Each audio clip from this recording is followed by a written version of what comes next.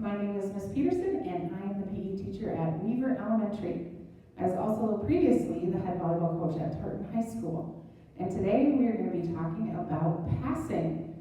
So when the other team serves a ball towards your team on the other side of the net, the first thing you're going to do is pass the ball. So we're going to talk about some points about how we want to do that today. Now, on the back wall, I have highlighted on the whiteboard some information about passing that we want to remember. So first of all, we want a flat platform. When you make your platform, put your two thumbs together, make a fist with one hand, and wrap your fingers around that hand with the other.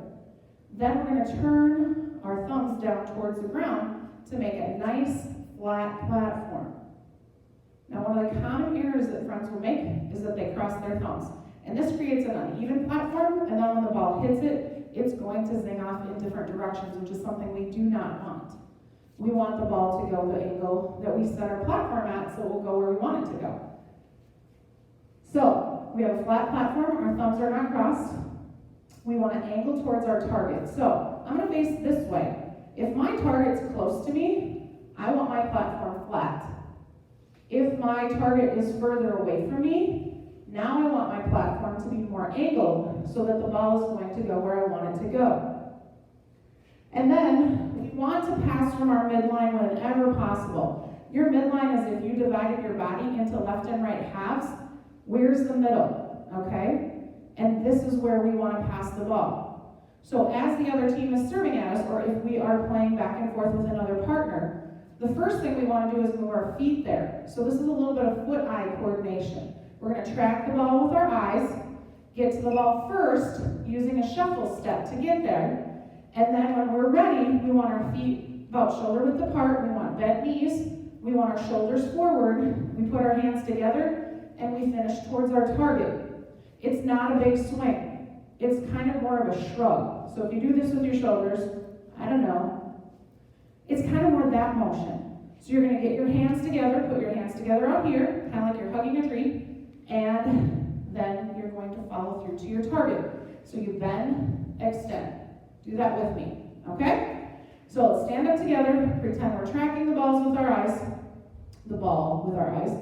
and then we're going to get our feet there, our knees are bent, put our hands together out front, and then we're going to bend, extend, and that is passing. So let's each make our platform first. We're going to break this down into parts. Put our hands together, thumbs are flat, right next to each other. Next, let me zoom in a little here. I'm my own cameraman today. Make a fist and cup around it. And then we're going to lock it down. So our thumbs are going to turn towards the ground. That gives us a nice flat platform. Where you're going to contact is about 2 inches above your wrist.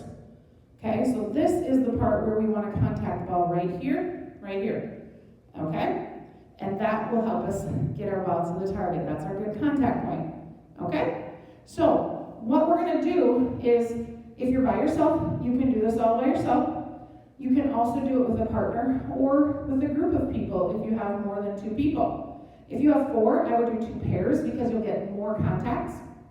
But if you have a group of 3, you can play this in a triangle as well.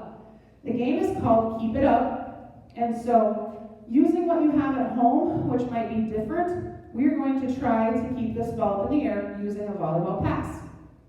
Now, when we play at Weaver in a normal school year, we start out with a balloon. And so we differentiate once we can be successful with 20 back and forth with a balloon. Then the pair gets to graduate to a beach ball. So if you have a beach ball and a balloon, if I let go of them both at the same time, which would hit the ground first?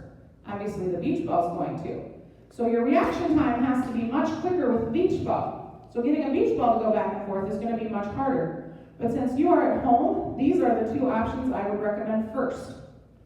So if you're able to do 20 in a row with a balloon, then you can graduate to 20 in a row with a beach ball. So, let's look at the balloon first. I'm going to turn kind of to the side so you can see my platform, but this gives me a lot of time to react. So especially for my youngest learners, the balloon is what we will learn, okay, or use first. Toss it up, See if I can do 10 in a row. 1, 2, 3. My eyes track the ball. 4, I'm trying to get it in my midline. 5, 6, 7, 8, 9, and 10. Now, if I can do that with 10, then I can graduate to a ball that's going to move a little faster. So next, I will grab a beach ball. And if you have one of these at home, this is a great option to use too, because they're soft, easy to go back and forth. But make sure that you don't have anything that's breakable around you. If it's nice enough when you're watching this, because I don't know what the temperature is going to be once you see this, then you can go outside and do it outside as well. That's the best option if you have nice weather. But a beach ball, let's try that from the side. It's going to move faster. Let's see if we can get 10. 1, 2, 3, 4, 5, 6, 7, 8, 9, 10. Okay? And I can do 10 of those. Now, in a regular school year, we would graduate then to what we call an oversized volleyball trainer, which is a ball that's a little bit larger than a volleyball, and try to do 10 of those. Now, don't use a regular ball in the house, but if you are outside and if you have a volleyball at home, you can definitely try using one of those. So this one's going to move even faster than the beach ball. 1, 2, 3, 4, 5, 6, 7, 8, 9, 10. Now, if you can't do 10 in a row yet, don't worry. Don't expect you to. I played volleyball for a long time, so I had a little bit of practice. But if you don't have one of these 3 things at home, some other things that you might be able to use if you have these around your house. If you have kind of like one of those squishy balls, that will work. You could use a stuffed animal. You could use any kind of pillow that is small, that has a little bit of weight to it so it'll move. Or, if you have one of these kind of balls lying around, these will work as well. So, find something that will work for you to practice your passing. What I want you to do is try for about 10 minutes and see how many in a row you can get independently. And then if you have someone around that can help you with a partner, like a brother or a sister or a family member or anybody else, caregiver that you have around, try to see if you can do it back and forth. Remembering, try to play it from your midline, so always move your feet to get to the ball first. Remember, a flat platform, thumbs are pointed at the ground. Your platform's angled to the target. When I first teach friends how to do this, we call this our elephant trunk. So we move our elephant trunk towards our target. Okay? And then once you keep practicing, you can work at different distances. Then try some a little closer to your target.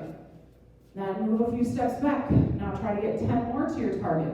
Can you get it to your target so they can catch it on their forehead? If so, even better, because that's going to help with the next skill we're going to learn in our next lesson. And then back up a little further and try to pass a little further.